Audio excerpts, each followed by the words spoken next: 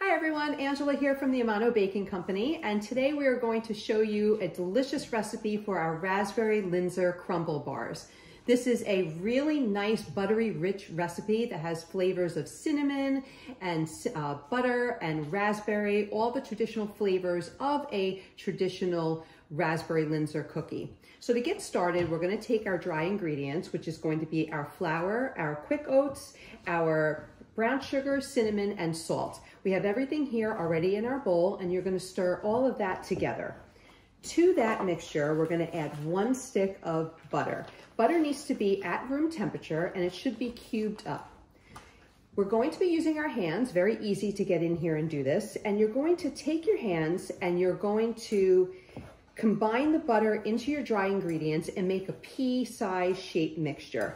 You want to go ahead and just use your fingertips and press the butter in with the dry ingredients until everything is fully combined. It's only going to take a minute or two. You could, of course, alternatively use a mixer for this, but it's going to come together very, very quickly. And this is going to be the crust and the base of your crumble bar. Now, Linzer tarts are very, very popular. Raspberry is a great flavor, and this recipe is no exception and has delicious notes of vanilla and almond extract as well. We're just about at the point where the recipe has come together, and we're going to end up pressing this into the bottom of our prepared baking pan. You can use a square pan for this, or you can use a round pan, whichever is easier for you. Before we go ahead and press the mixture into the pan, you want to go ahead and reserve some of the topping.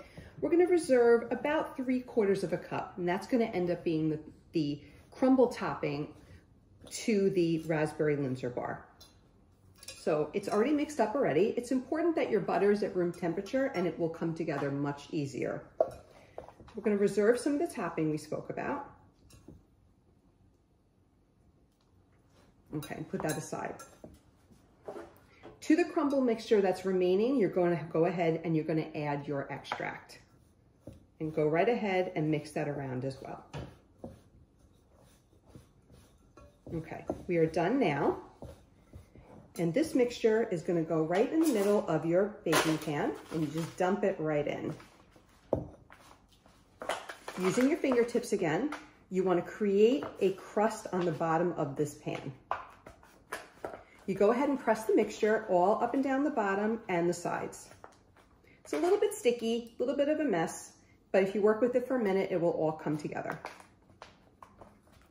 You press this in, and there you have your crust.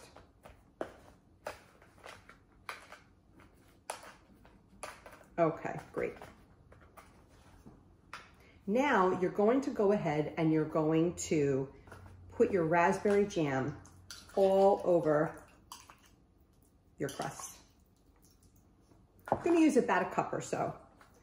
This recipe is great. You can vary the flavor of jam. You can use raspberry, you can use apricot. The Linzer flavors are most popular with the raspberry.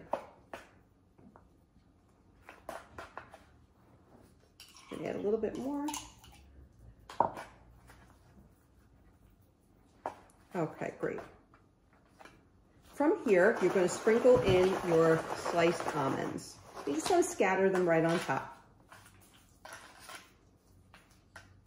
Okay, now you're going to take the reserve mixture that you have, and you're going to just press it together and loosely distribute it all over the top of your pan here. The idea is to have a layered bar. Okay, great. So from here, you're going to go ahead and you're going to bake this mixture in a preheated oven at 350 degrees for about 35 minutes or so. You want to make sure that the crust is cooked and brown and that the jam is bubbling all on the outside when you see it and you take it out of the oven.